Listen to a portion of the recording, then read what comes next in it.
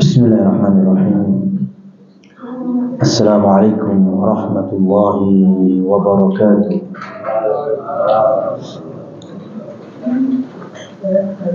Innal hamdalillah nahmaduhu wa nasta'inuhu wa nastaghfiruh wa natubu ilayhi wa na'udzu billahi min shururi anfusina wa sayyiati a'malina.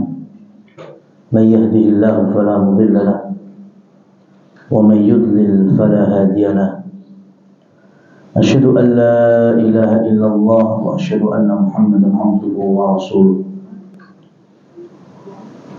Allahumma salli wa sallim ala nabiyyina Muhammad, amma ba'du. Jemaah kaum muslimin muslimat rahimani wa rahimakumullah. Segala puji bagi Allah yang telah mengumpulkan kita dalam berbagai macam keberkahan di mana kita berkumpul dalam rangka ketaatan majelis ilmu dan juga sholat subuh secara berjamaah. Keberkahan dari sabda Rasul sallallahu alaihi wasallam, Allahumma barik li ummati fi bukuriha. Ya Allah, berkailah umatku di waktu paginya. Dan kita gunakan waktu pagi hari ini dengan mendekatkan diri kepada Allah Subhanahu wa ta'ala. Ada juga keberkahan kita berkumpul di atas ukhuwah Islamiyah, sebagaimana dalil yang menyebutkan yadullahi 'alal jamaah. Maka dari sini kita mengumpulkan keberkahan-keberkahan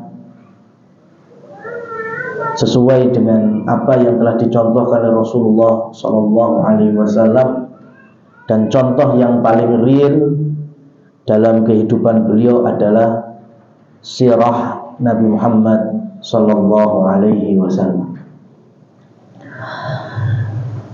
Hari ini kita akan melanjutkan pembahasan dari sirah Rasulullah sallallahu alaihi wasallam setelah kita tutup di tahun ketiga dari hijrahnya beliau, dari turunnya ayat-ayat pengharaman khamr secara mutlak, dan pernikahan beliau sallallahu alaihi wasallam dengan Zainab bintu Khuzaimah. Maka kita masuk tahun yang keempat. Tahun yang keempat dari hijrahnya Rasul sallallahu alaihi wasallam terjadi peristiwa Bani Nadir. Dan ini temanya masuk kategori tema pertempuran atau jihadnya kaum muslimin. Jamaah yang dirahmati Allah, ketika Allah Subhanahu wa ta'ala turunkan laqad udzina lil ladzina yuqataluna, telah Allah izinkan bagi orang-orang yang diperangi, wa yudlamun, dan orang-orang yang terzalimi, untuk mereka mengangkat senjata perang. Ayat ini Allah turunkan di tahun kedua dari hijrahnya Rasulullah SAW. Dan ini yang mengawali beliau mengajak kaum muslimin untuk berperang, yang awalnya niatnya gak berperang, awalnya untuk menghadang kafilah dagang Quraisy yang dipimpin oleh Abu Sufyan. Ternyata hasil akhirnya malah terjadi perang pertama kali, yaitu Badrul Kubra, perang Badar. Ini tahun kedua. Dan Rasulullah Shallallahu Alaihi Wasallam wafat di tahun 11.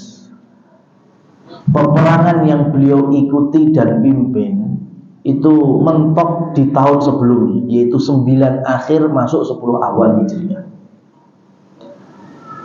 Adapun peperangan di zaman beliau ada 2 jenis. Ada yang sariyah, ada yang ghazwah. Sariyah itu beliau mengirimkan sahabat tanpa beliau berada di tengah-tengah kaum muslimin dalam pertempuran. Atau mungkin bisa kita istilahkan dengan ekspansi. Ya, jadi Rasul mengirim untuk dalam sebuah ekspansi militer, tapi beliau memang tidak ada di dalamnya. Kalau ada beliau di dalamnya, bahkan beliau menjadi pemimpin tertinggi, itu yang dikenal dengan ghazwah. Dan di dalam sirah Rasulullah SAW mengirim pasukan untuk berperang itu sebanyak 47. Adapun ghazwah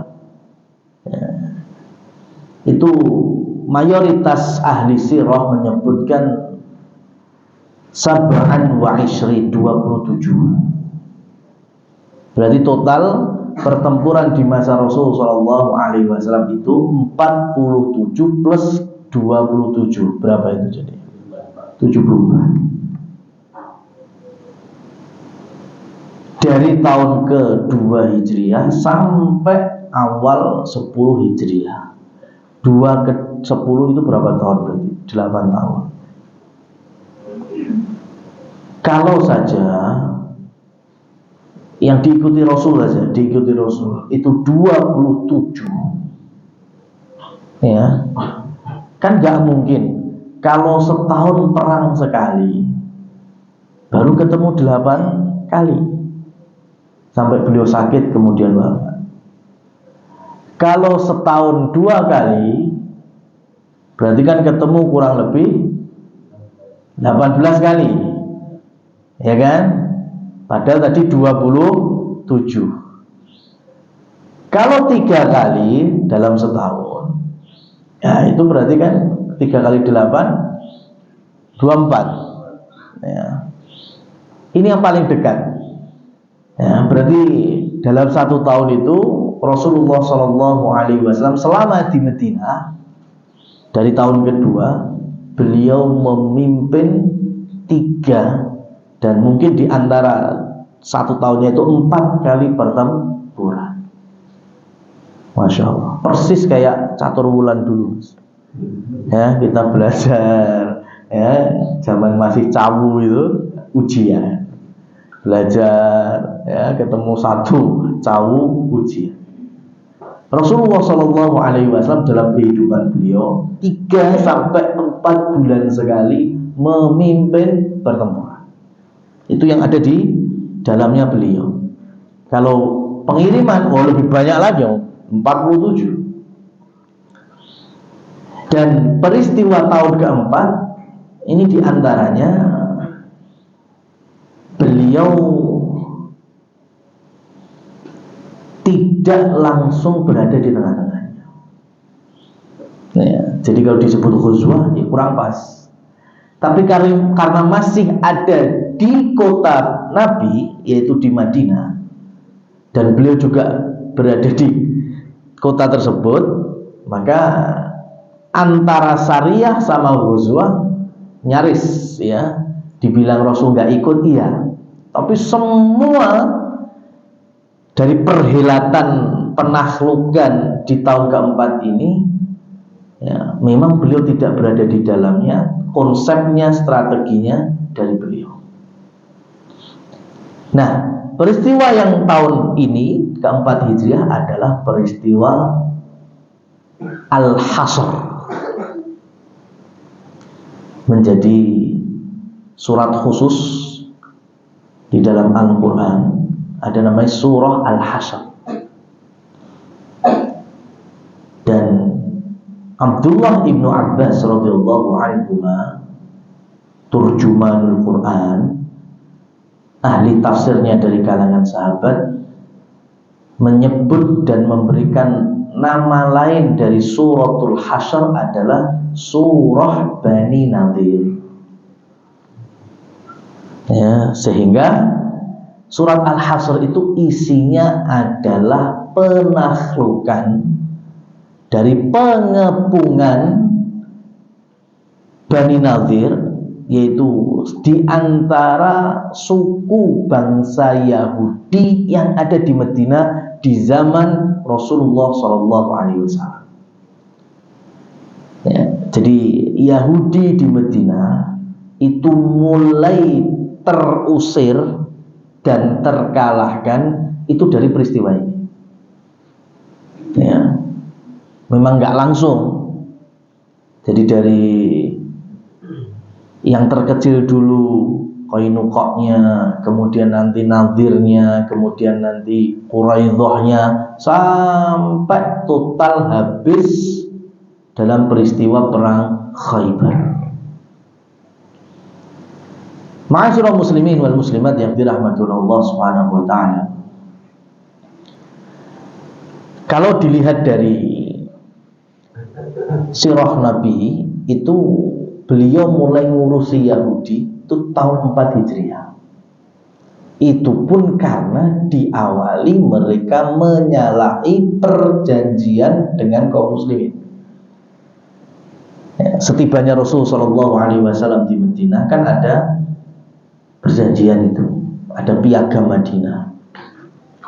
Di antaranya orang-orang yang tinggal di Madinah, mau yang beriman, mau yang enggak beriman, mau orang Arab, mau non-Arab, ya, termasuk Yahudi, mereka menyepakati bahwa kalau sampai ada sesuatu yang terjadi dari luar, ya, itu ingin merusak keamanan Madinah, maka mereka berserikat sama-sama, bekerja sama untuk melindungi Madinah.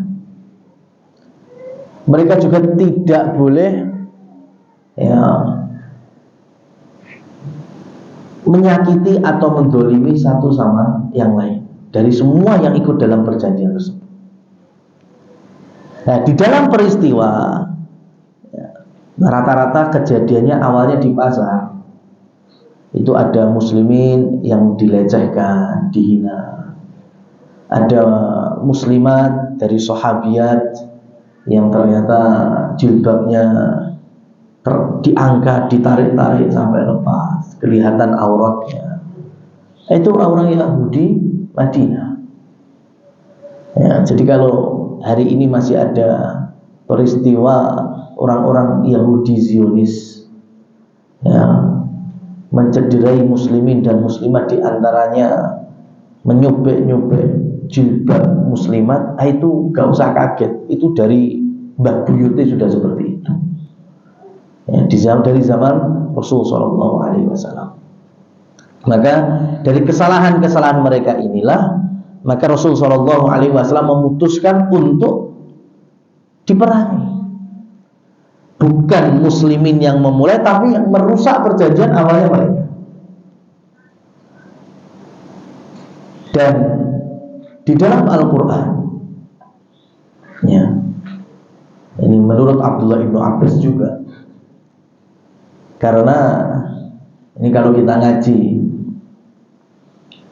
dari awal surat Al-Hasyr yang ada di juz 28 ya, Allah Subhanahu wa taala mengawali dengan firman-Nya, Sabbaha lillahi ma fis samawati wa ma fil ardi wa huwal azizul hakim. Sabbaha lillah, ini ayat yang dimulai dengan tasbih.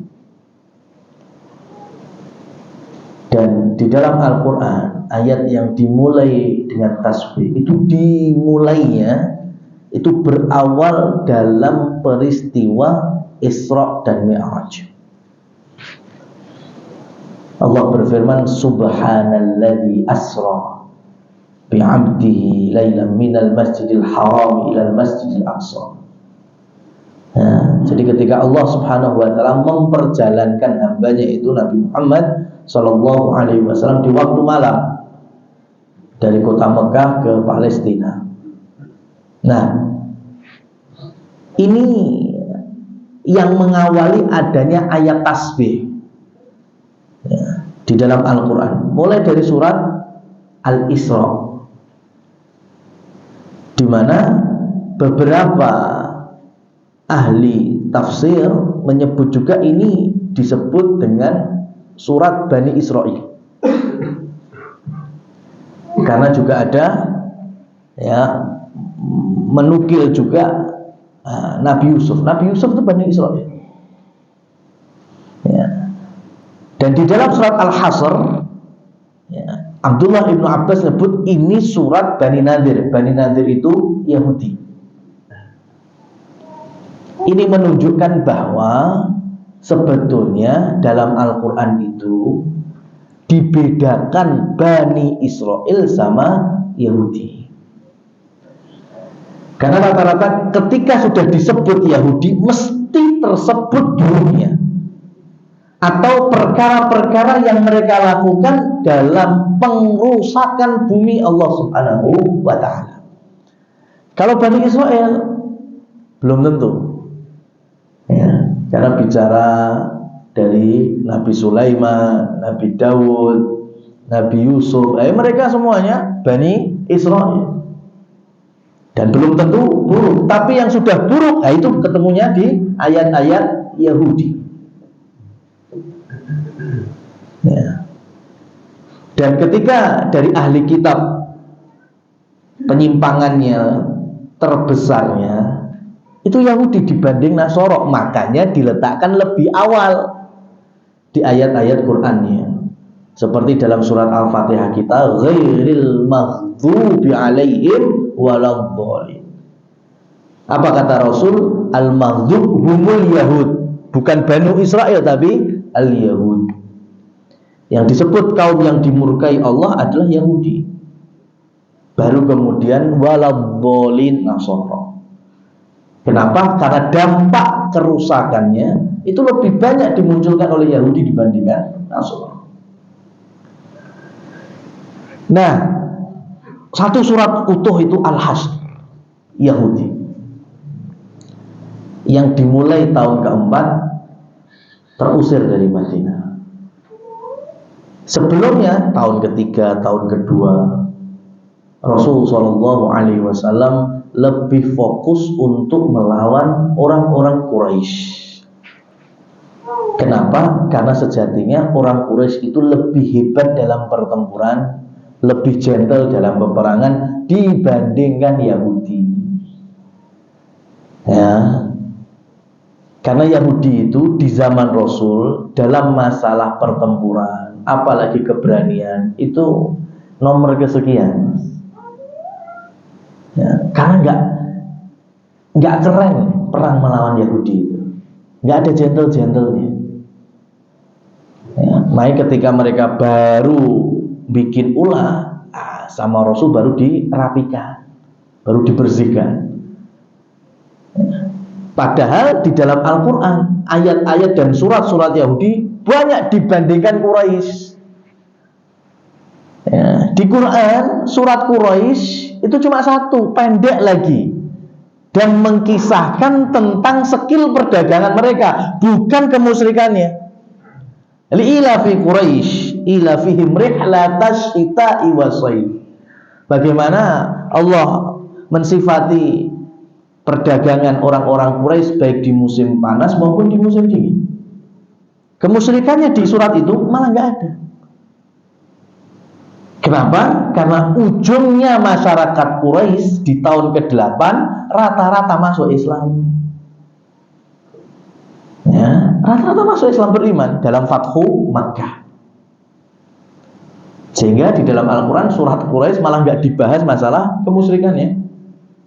Yang dibahas adalah skill perdagangan. Beda dengan Yahudi.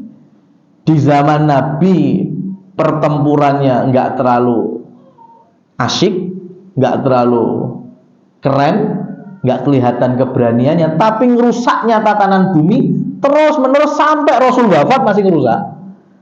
Makanya umatnya dibekali berbagai macam ayat-ayat sebagai pedoman. Ya, kalau pengen mengalahkan juga sudah ada Al-Hasyr-nya.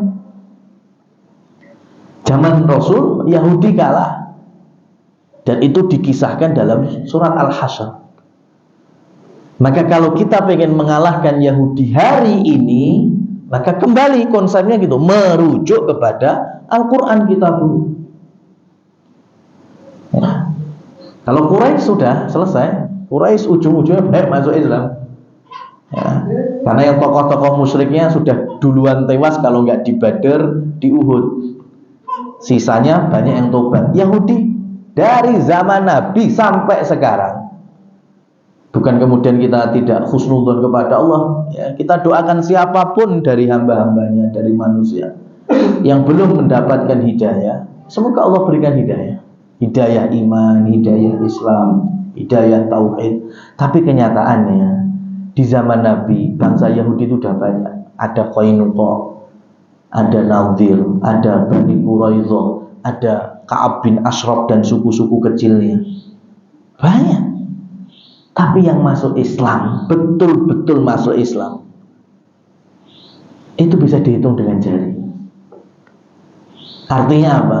Dari zaman Nabi itu orang Yahudi nggak banyak yang masuk Islam. Islam dalam arti meyakini Rasul sebagai Nabi. Al-Quran diyakini kebenarannya 100%. Sedikit. Orang Quraisy enggak. Ketika mereka sudah tobat masuk Islam, akhirnya imannya bagus-bagus. Yahudi enggak. Dari dulu memang mereka yu'minuna bi ba'dil kitab wa yakfuruna bi ba'dihha. Mereka mengimani sebagian yang ada di dalam Al-Quran, tapi mereka juga mengingkari sebagian lainnya.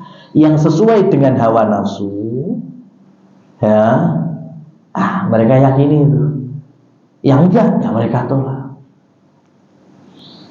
Nah, maka dari sini konsep beragama jangan seperti Yahudi. Ya, agama ini di hadapan kita semuanya ini syariat Allah. Itu ada pada 3 kondisi. Kalau enggak hawa nafsu, perasaan, sama akal.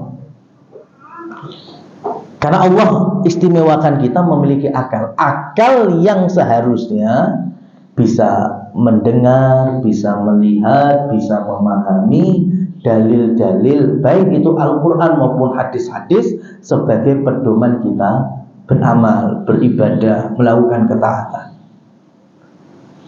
Karena syariatnya sudah ada nih, ya, ayatnya sudah ada, hadisnya sudah ada.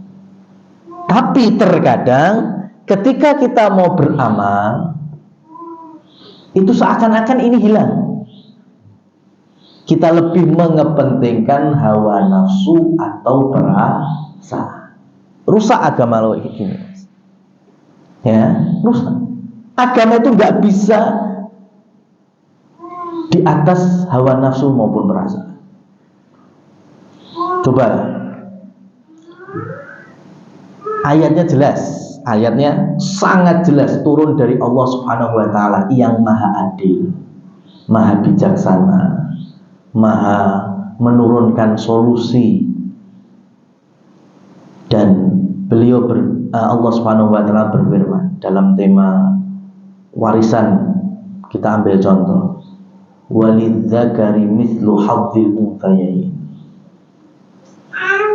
Jadi anak laki-laki itu memang dapat jatah 2 dibandingkan anak perempuan yang memang dapat 1 bagian.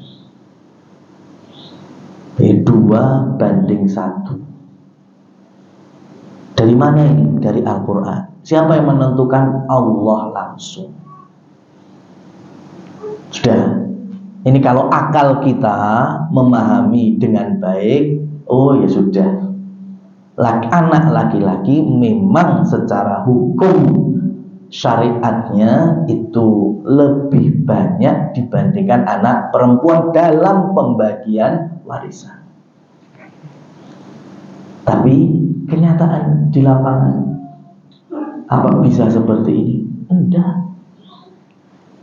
Terkadang muncul provokator. Biasanya yang ngompor ini malah bukan ahli waris. Ya, anak ragil wedok, ya, mosok kurang untuk satu bagian. Wong dek iki yo kerja yo ora, wong biyen nalika akhir-akhir hidup, ya, bapak iyo pas gerasi ngurusi anak wedok kuwi, mosok hanya dapat satu bagian. Lah masih lho sing lanang malah bensasi untuk gaji, ya, dapat bulanan, bekerja kok malah dapat dua. Apa ngesakne adikmu lho sing wedok. Nah, coba. Ya, akhirnya ini berangkat dari apa? Akal apa perasaan hawa nafsu? Perasaan. Oh iya wis lah. Berangkat dari kasihan. Ya. Hukum Allah langsung seakan-akan nggak ada.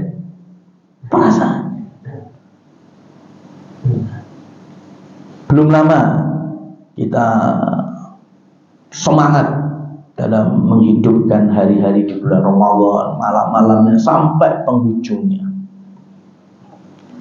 Di penghujung Ramadan kita mendapatkan kewajiban yaitu zakatul fitri, zakat fitrah. Ya. Zakat fitrah syariatnya sudah jelas dari hadis-hadis Rasul Shallallahu Alaihi Wasallam, dari hukum fardunya sampai bentuknya sampai alokasinya. Dari bentuknya yaitu ta'am, yaitu bahan makanan pokok. Makanya kemudian kita orang Indonesia pakai beras, karena itu tuntunan Rasul Shallallahu Alaihi Wasallam untuk zakat fitrah. Sehingga ketika Rasul Shallallahu Alaihi Wasallam dan difahami oleh sahabat dikerjakan sebagaimana tuntunannya, kita pun juga mengerjakan, mengeluarkan atau melaksanakan zakat fitrah dalam bentuk beras. Cuma hari ini muncul barangkali ya tadi orang-orang yang ngompori, provokator, ya, wong miskin saiki ki ora patek butuh beras, mereka lebih butuh sing iso dilempit, ya, maka orang mesti kudu beras, duit wae ora apa-apa, ya.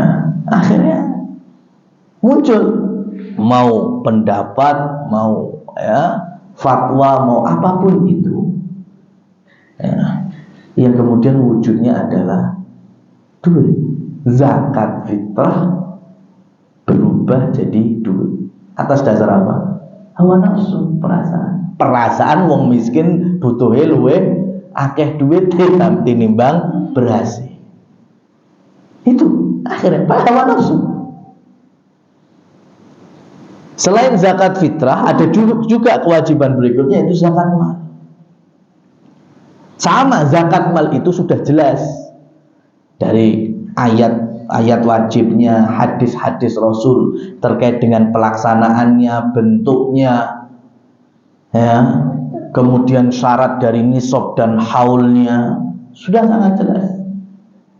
Dari bentukan namanya saja, zakat mal harta, maka rata-rata dikomparkan dengan emas, sehingga ketika perwujudannya, ya, acuannya yang betul-betul harta, mau peternakan, ya, dari ternak-ternak yang dizakati, mau yang sifatnya pertanian, ya, atau betul-betul emas dan peraknya, atau memang dikompar ke dalam bentuk uang. Itu semuanya ada dalam pembahasan zakat mal, sehingga sampai di mustahik itu dalam wujud harta, duit. Ya, ini pembahasan fikihnya di sini. Jadi kalau bicara normal semuanya, itu zakat mal dikeluarkan dalam bentuk duit. Tapi kemudian muncul lagi zaman sekarang. Ojo mbok kene duit. Kowe ngerti kowe ngono golek mbok kei duit, dadine ora manfaat. Ya, malah iso dinggo main, dinggo top up slot minggu. Ya. Jangan. Ya. Sing wedok aja mbok kei duit, golek ngerti sing lanang mesti dirampas. Ya, mesti dinggo main macam-macam. Dan terus gimana? Dirubah aja dalam bentuk sembako. Ya, ojo duit, sembako. Akhirnya berubah lagi, Mas. Ya, zakat mal yang awalnya dalam bentuk duit berubah jadi sembako. Zakat fitrah yang harusnya beras bagian dari sembako malah duit. Lagi model gaya apa, Mas? So diwolak-walik. Ya? Yang zakat fitrah harusnya beras, jangan duit. Yang harusnya zakat mal, duit, jangan sembako. Karena hawa nafsu dan perasaan. Ya. Kalau ada disclaimer, catatan tertentu, misalnya bencana alam, ada banjir, sehingga suatu wilayah gak iso apa-apa, lek dikai duit ya arep apa, Mas? Tuku beras ora enek toko buka. Tinggu bensin, juga enek sing buka. Sehingga yang paling maslahat mungkin hari itu selimut, ya, pakaian, makanan. Lah itu baru berubahnya karena catatan-catatan tertentu. Ada ilatnya yang bisa ditolerir dan diambil oleh syariatnya. Ma'dzurnya itu dapat uzurnya. Nah kalau normal semuanya ya nggak bisa. Ya, ini namanya beragama dengan perasaan dan hawa nafsu. Nah, ini Yahudi kebanyakan ini seperti ini. Pokoknya sesuai hawa nafsunya itu diambil. Yang nggak sesuai, baru mereka tolak. Ma'asyiral muslimin wal muslimat yang dirahmati oleh Allah Subhanahu wa taala. Makanya kalau belajar akidah atau anggaplah kalau kita ngaji pembahasan kitab tauhid, itu kan ada bab man haqqaqat tauhida dakhalal jannah bighairi hisab. Itu bab siapapun yang merealisasikan tauhid maka akan masuk ke dalam surga tanpa hisab. Ini banyak sekali para ulama mensyarah dari kitab tauhidnya Syekh Muhammad bin Abdul Wahab yang rata-rata semuanya sama, bahwa dalam bab ini itu ada dua pintu. Pintu pertama yang merealisasikan tauhid, pintu kedua masuk surga tanpa hisab. Jadi barang siapa yang bisa masuk pintu pertama, itu mesti dapat pintu yang kedua. Jadi dulu sih pintu yang pertama dulu. Pintu yang pertama apa? Merealisasikan tauhid. Nah, merealisasikan tauhid itu seperti apa? Nah, itu baru dijelaskan lagi. Nah, ini tauhid itu yang paling utama kan. Berarti amal-amal kita yang lainnya sebetulnya juga sama. Kita ini ibadah juga untuk Allah. Inna sholati wa nusuki wa mahyaya wa mamati lillahi rabbil alamin. Makanya dalam berkomitmen tauhid itu kan ada tiga ringkasnya dari para ulama. Yang pertama apa? Al-ilmu. Itu diambil dari firman Allah dalam surat Muhammad, fa'lam annahu la ilaha illallah. Diilmui dulu tentang kalimat tauhid. Berarti semuanya, sholat diilmui dulu, zakat diilmui dulu, puasa diilmui dulu. Kenapa? Supaya nantinya kita ini, karena habis ilmu itu muncul berikutnya adalah i'tiqad, keyakinan, akidah itu. Kenapa kita bisa yakin? Karena kita tahu ilmunya. Kenapa kita yakin sholat kita ini sah, sholat kita ini sudah benar? Masalah pahala itu kan urusan Allah.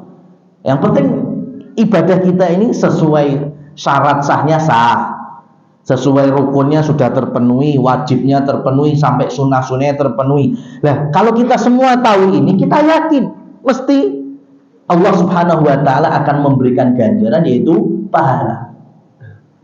Ya. Kenapa? Karena kita punya ilmunya.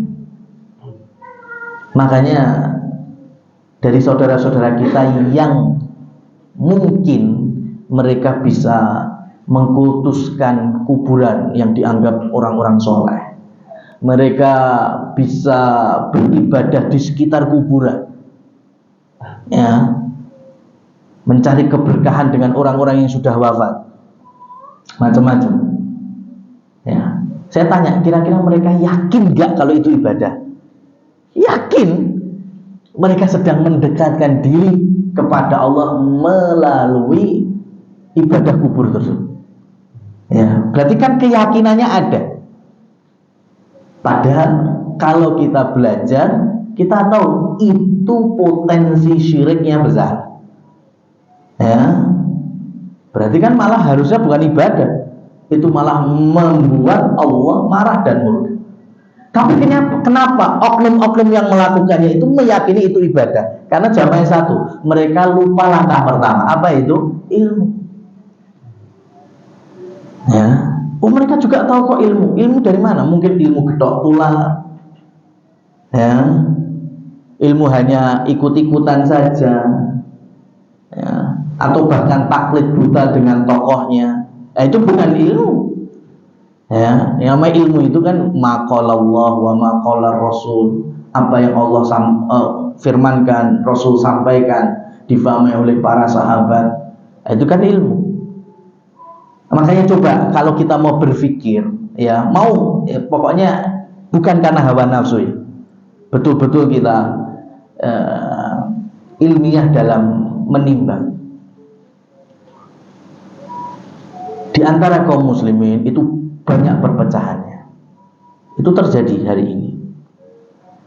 Tapi terkadang di antara yang berpecah itu ada beberapa sumber yang bisa disepakati. Contohnya, sama-sama kitabnya Sahih Bukhari, sama-sama kitabnya Riyadhus Shalihin, sama-sama kitabnya Bulughul Maram. Itu dari kelompok-kelompok manapun di kaum muslim itu semua bisa nerima ini kitab Sahih Bukhari, Sahih Muslim, ya, Riyadhus Shalihin, Bulughul Maram. Ya, itu rata-rata bisa nerima dan dikaji. Uniknya di antara oknum-oknum yang beribadah di kuburan, rata-rata nggak pakai kitab-kitab ini. Rata-rata mesti dari kisah-kisah buh neng dileh nulis. Itu dari para mereka nyebut dari para wali, fulan bin fulan, ya, siapa.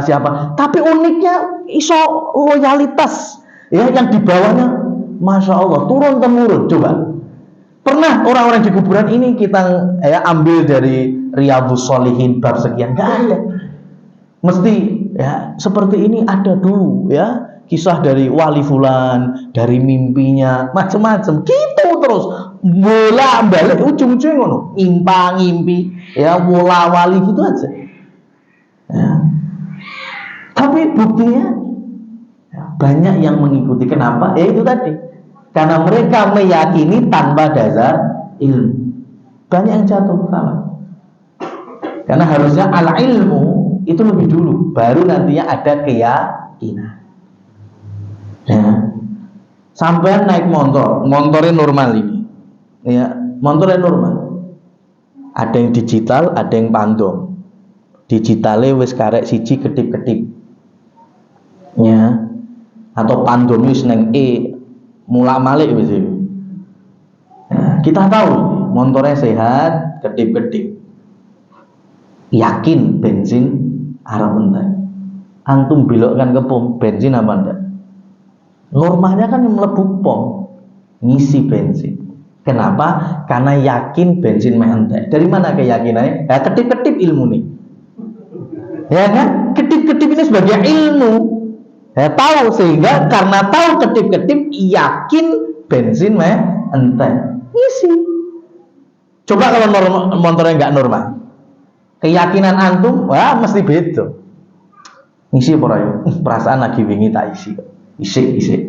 Ya, pakai perasaan. Koyo isi. Akhirnya mogok tengah dalan kentekan bensin. Nyurung. Ya. Kesel ya. Yakin loh tadi itu, yakin. Tapi yakinnya tidak berangkat di atas ilmu ya, karena perasaan tadi koyo isi. Wong koyo winginane tak isi. Nah, ternyata kehabisan bensin tengah jalan. Maka itu pentingnya al-ilmu, sehingga ilmu kemudian berbuah i'tiqad, keyakinan, sampai buah yang terakhir, yang ketiga adalah inqiyad, yaitu kepatuhan kita terhadap syariat. Karena kita tahu ilmu la ilaha illallah, kita yakin terkait dengan uluhiyah Allah, rububiyah, asma dan sifatnya, maka hasilnya kita sholat ya untuk Allah, kita puasa ya untuk Allah, ya, kita melakukan ibadah ya jangan sampai ada yang kedua, yang ketiga, atau sesuatu yang menyekutukannya subhanahu wa ta'ala. Nah ini ya, jadi tiga ini dalam bab tauhid yang lebih difokuskan dalam hal keimanan. Tapi sebetulnya seluruh amal kita itu juga perlu tiga ini. Ilmu dulu, habis ilmu yakin, ya, habis itu muncullah ketaatan yang berlandaskan keyakinan dan juga ilmu yang benar. Ma'asyiral muslimin wal muslimat yang dirahmati oleh Allah Subhanahu wa taala. Ketika Abdullah bin Abbas menyebutkan ayat atau surat Al-Hasr sebagai surat Bani Nadir, yaitu Yahudi. Ya, kita tahu bahwa Abdullah bin Abbas itu juga seorang sahabat yang ketika Rasulullah SAW wafat usianya baru 13 tahun. Ya, baru 13 tahun. Ketemu Nabi itu juga nggak langsung, karena lahirnya Abdullah bin Abbas juga di Madinah tapi di Mekah. Dan Abbas bin Abdul Muttalib itu baru berjumpa Nabi. Beliau masuk Islam sudah, ya, di peristiwa Badr itu sudah masuk Islam Abbas itu. Tapi Rasul tidak memintanya untuk tinggal di Madinah. Bahkan Rasul meminta Abbas tinggal di Mekah. Karena Abbas radhiyallahu anhu diberikan amanah untuk menjadi telik sandinya beliau sallallahu alaihi wasallam. Jadi apapun yang terjadi di Mekah, tolong beritakan ke Madinah. Dari mana ini sumber paling terpercayanya Nabi, yaitu dari paman beliau Abbas.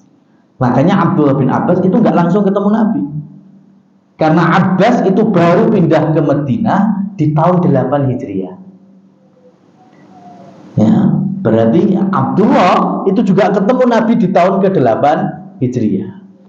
Kalau Abdullah saja usianya 13 tahun saat Rasul wafat di tahun 11, berarti kan dikurangi 11, 10, 9, 8.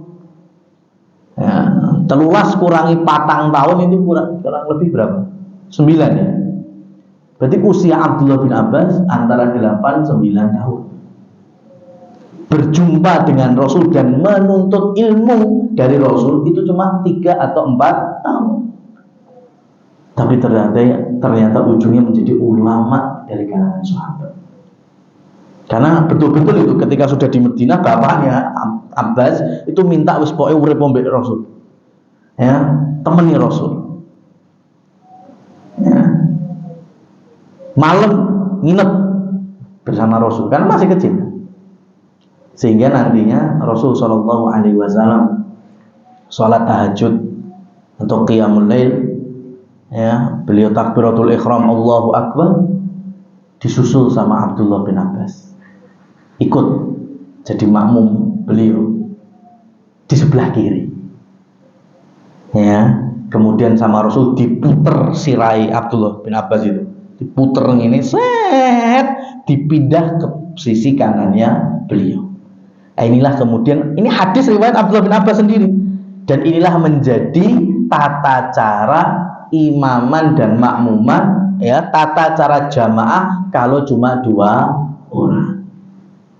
Ini dari hadis Abdullah bin Abbas. Berarti imamnya di sebelah kirinya makmum, atau makmum yang 1 orang di sebelah kanannya imam sejajar.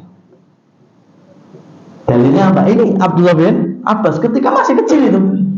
Awalnya di kiri, diambil kepalanya, diputer sama Rasul, dipindah ke kanan. Ya. Terus sampai banyak sekali meriwayatkan hadis, hingga kedudukan riwayatnya Abdullah bin Abbas itu di bawah periwayatan Aisyah radhiyallahu anha. Ya.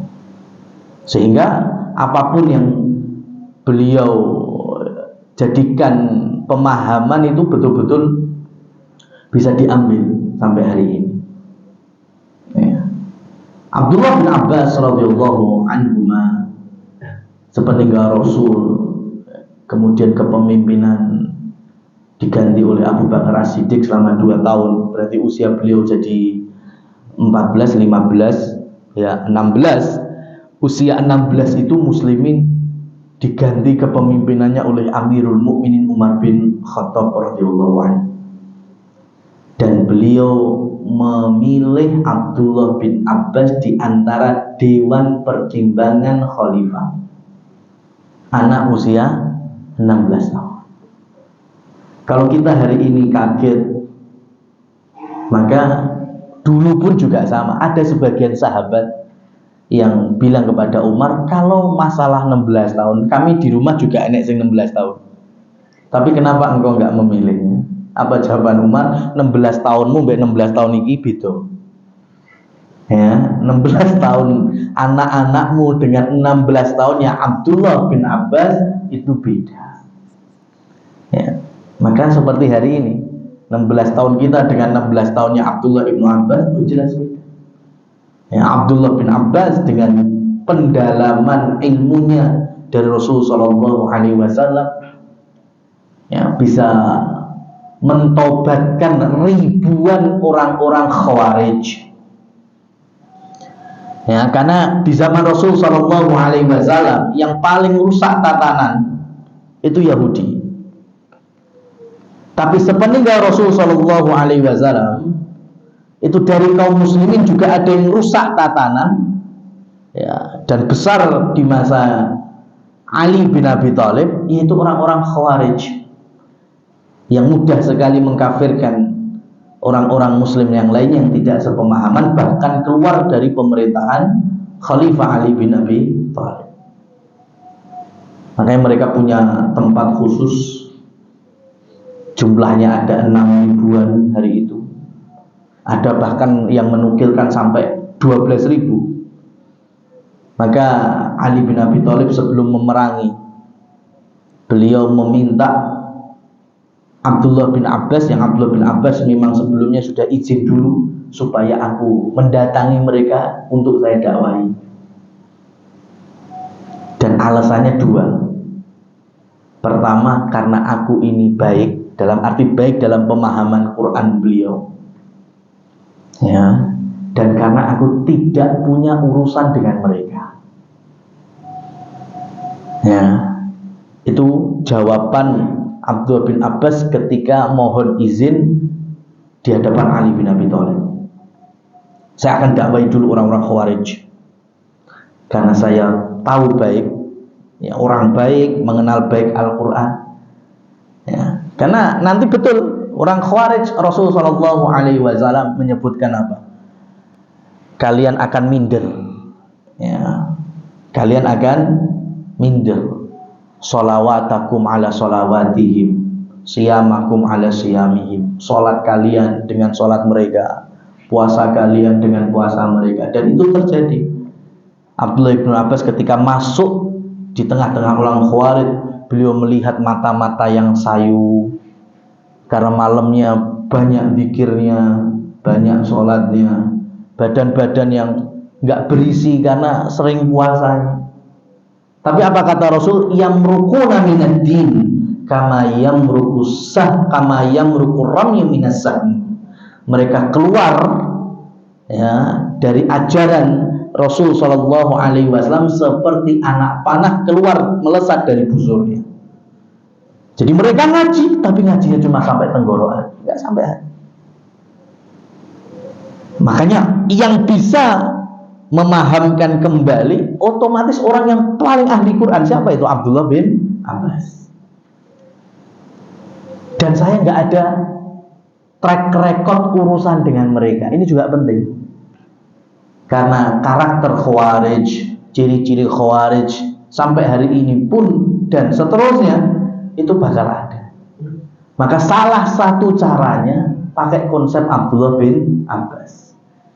Kirim da'inya, ya, kirim yang bisa menghambat pola pikir mereka atau malah bisa meluruskan penyimpangan mereka. Dari siapa? Yang paling paham Al-Quran dan yang tidak ada kaitannya dengan orang-orang Khawarij. Yang pertama ini sudah banyak diambil, tapi yang kedua kadang masih luput.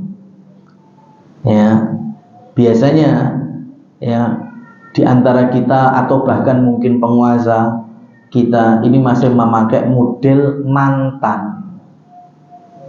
Ya, mantan ya Khawarij dikirim untuk ya meluruskan orang-orang yang masih simpatisan Khawarij. Ini nggak banyak gunanya. Kenapa? Karena orang Khawarij yang lihat ini mantan, ini loh darahnya halal, saya bunuh ini halal malah. Lah kok malah kon dakwai di rumah nih orang. Yang mantan-mantan ini tuh ada manfaatnya bagi siapa? Yang tidak pernah bersinggungan dengan Khawarij, ya, supaya orang-orang ini aman dari syubhatnya, pola pikirnya. Kenapa? Ojo sampai kaya aku nate kecemplung. Jadi hati-hati, sampean-sampean singgung nate tak beri nih, ya saya kasih ciri-cirinya, nanti modelnya, ya, supaya tidak terjerumus. Tapi yang Khawarijnya bagaimana meluruskan? Cari orang jangan mantan. Ya, betul-betul gak ada kaitannya dengan mereka, tapi ahli di dalam Al-Quran, karena mereka tidak mau dengar kecuali Al-Quran. Persis seperti Abdullah ibnu Abbas radhiyallahu anhu. Ya, beliau ahli Quran dan gak ada singgungan dengan orang Khawarij. Kan orang Khawarij di zaman Ali bin Abi Thalib rata-rata muda dan gak ada satupun dari kalangan sahabat. Berarti gak ada ahli ilmunya. Mereka baca Quran ya sesuai dengan pemahaman mereka. Sehingga ketika Abdullah ibnu Abbas masuk, mereka tahu ini sepupu Rasul. Ya, kemudian Abdullah ibnu Abbas cuma tanya, coba sekarang apa yang membuat kalian itu mengkafirkan bahkan sampai di level Ali bin Abi Thalib? Ya, coba kalian rumuskan wae.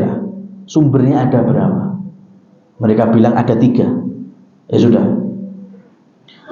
3 itu kalau saya bisa jawab, saya bisa luruskan, kalian mau tobat apa enggak?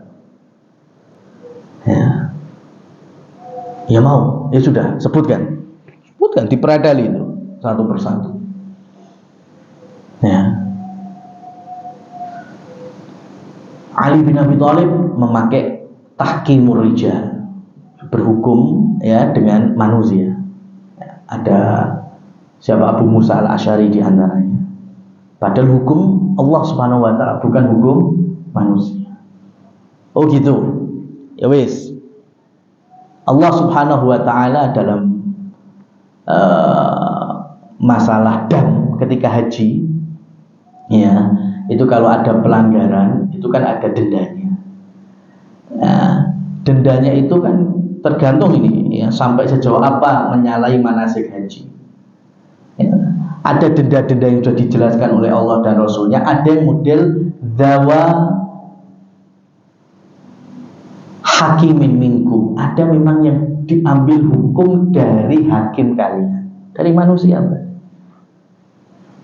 Kemudian suami istri, ya, ada perselisihan. Jangan sampai tiba-tiba langsung bisa.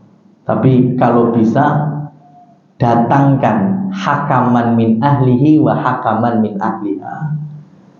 Ya, orang yang bisa menengahi dari si suami, dari si istri. Ya, ini menungso apa-apa? Manusia. Artinya Allah pun meridhoi bahwa perselisihan kita ini juga ditengahi oleh manusia. Gimana? Terima apa enggak? Terima. Ya, yang kedua apa? Ali bin Abi Thalib tidak mau menawan atau menjadikan budak dari yang dikalahkan dalam peristiwa perang Jamal. Bahkan ketika mereka mengalahkan, mereka tidak mengambil harta rampasan perang. Nah, ini jelas menyelisih Allah dan Rasulnya. Namanya perang itu kalau menang, musuhnya jadi tawanan, bisa jadi budak. Harta perang bisa menjadi ghanimah atau rampasan perang dan wajib dibagi. Oh gitu, ya wes. Abdullah bin Abbas lanjut. Perangnya melawan siapa? Saat itu Ali di perang Jamal melawan siapa? Kubunya Aisyah radhiyallahu anha. Radhiyallahu anha, ibu kita. Dijelaskan dalam Al-Qur'an, azwaju ummahatuhum. Istri-istri Muhammad adalah ibu-ibunya orang beriman. Coba sekarang kalian berpikir, mosok ibu perang melawan ibu kalah jadi ini budak. Stego berarti. Hah? Coba. Ya. Kemudian hartanya dirampas. Ya Allah. Piye gitu. Sekarang gini, Rasulullah dan seluruh para nabi itu punya status martabat paling tinggi. Meskipun tidak mesti paling kaya. Nabi SAW ini kalau hitungan bondo, ya aset, sama Utsman bin Affan kaya siapa? Utsman. Abdurrahman bin Auf dengan Rasul SAW sugih bondo sopo? Abdurrahman bin Auf. Cuma pertanyaannya, statusnya tinggi siapa? Rasul. Itu sudah disepakati. Ya. Nabi Musa sama Fir'aun sugih sopo? Fir'aun. Nabi Ibrahim dengan Namrud kaya siapa? Jelas Namrud. Tapi status martabat, apalagi di dalam neraca syariat di sisi Allah, para nabi paling tinggi, gak ada yang mengalahkan. Di tengah sahabat-sahabatnya atau orang beriman juga sama. Makanya Rasul SAW mengatakan bahwa aku dan keluargaku ahli baiti, ya, ahli baitnya Nabi tidak menerima harta zakat dan sedekah. Kenapa? Karena dua ibadah ini, zakat dan sedekah, rata-rata muncul saka dhuwur mengisor. Ya kan? Zakat sedekah rata-rata dari yang statusnya tinggi ke yang lebih rendah.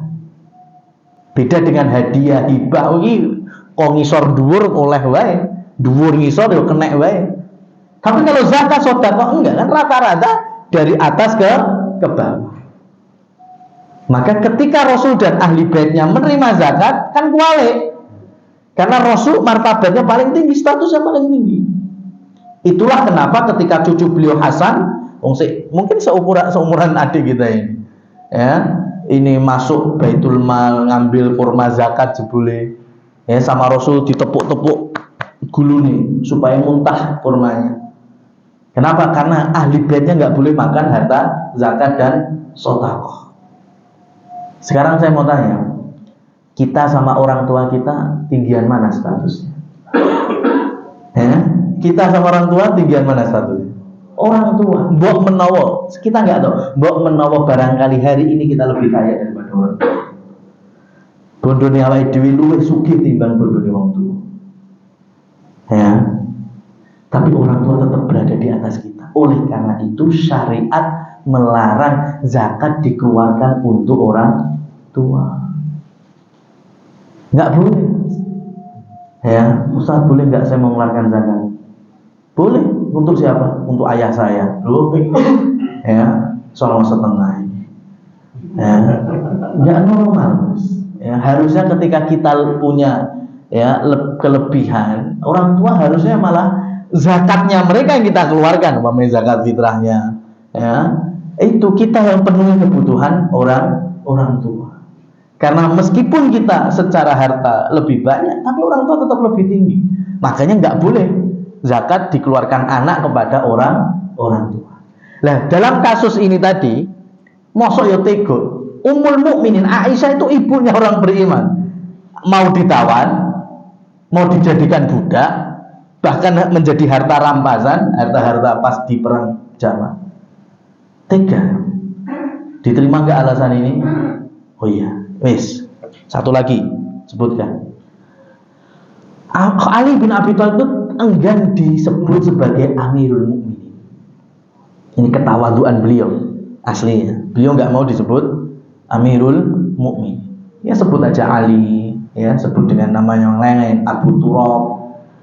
Beliau enggan disebut Amirul Mukminin. Itu saking tawadhunya. Tapi bagi orang Khawarij karena nggak punya ilmu, jadi semuanya ditimbang ireng putih. Lek orang ireng mesti putih, lek orang putih mesti ireng. Jadi karena Ali nggak mau disebut Amirul Mukminin, berarti dia Amirul Kafirin. Ya, orang Khawarij gitu. Kalau Ali nggak mau disebut Amirul Mukminin, berarti pemimpinnya orang kafir. Nggak disebut pemimpin orang beriman, berarti pemimpin orang kafir. Ya. Kemudian Abdullah bin Abbas menyebut, dulu Nabi kita pernah ada perjanjian dengan orang-orang kafir Mekah dalam Hudaybiyah. Perjanjian Hudaybiyah itu Rasul minta Ali menulis. Ya. Perjanjian dimulai dari Muhammad Rasulullah. Dari wakil Quraisy Mekah, Suhail mengatakan, kami tidak meyakinimu sebagai Rasul. Kami nggak mau terima. Buset, Rasul minta hapus, ganti Muhammad bin Abdillah. Kami baru terima ini. Kami yakin kamu memang anaknya Abdullah. Pertanyaannya, Rasul enggan, ya, bahkan siap dihapus dalam perjanjian Hudaybiyah gelar utusan Allah. Cukup nasabnya aja Muhammad bin Abdillah, sudah. Kira-kira menghapus juga kedudukan beliau sebagai Rasul? Anda tetap beliau Rasulullah di kalangan sahabat, di kalangan orang-orang beriman. Begitu juga dalam kasus Ali enggan disebut Amirul Mukminin, bukan berarti kemudian beliau Amirul Kafirin. Sahabat-sahabat yang lain, orang-orang beriman tetap ya menghormati sebagai pemimpin orang beriman. Gimana? Terima? Alhamdulillah saat itu ada 2000 yang bertobat dari orang Khawarij. Nah, sisanya itu yang masih bandel akhirnya diperangi oleh Ali bin Abi Thalib. Kita butuh memang pemahaman agama sebagaimana yang ditafsirkan oleh Abdullah ibnu Abbas, termasuk salah satunya dalam hal ayat-ayat pengepungan Yahudi Madinah dalam Al-Hasyr. Insyaallah kita lanjutkan di pertemuan berikutnya. Aqulu qouli hadza fa subhanakallahumma wa bihamdika asyhadu an la ilaha illa anta astaghfiruka wa atubu ilaik. Billahi taufiq wal hidayah. Wassalamu alaikum warahmatullahi wabarakatuh.